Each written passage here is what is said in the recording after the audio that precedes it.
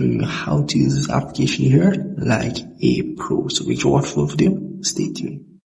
Much the home screen of the application, very easy to use, and you can see pretty much all the matches that's going to be played today, and also you can tap on the yesterday, see all the matches that I've previously played.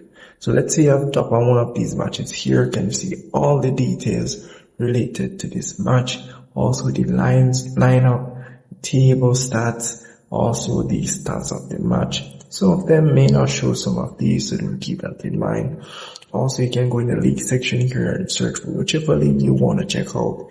Let's say the Premier League. You can see also which side is on the leadership board, which side is leading, which goals, points, whatever the case is. Also the matches that would be played within this league. Also the next matches that will be played in the future, and the results of matches that have been played already.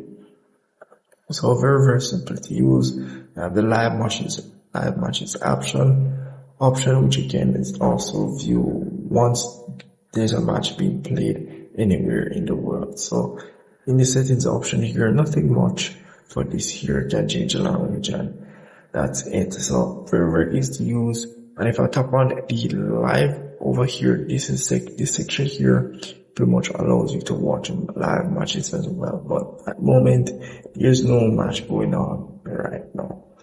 So that's pretty much it for this video. If I miss anything at all, please comment below. I'd love to help you out. See you in the next one.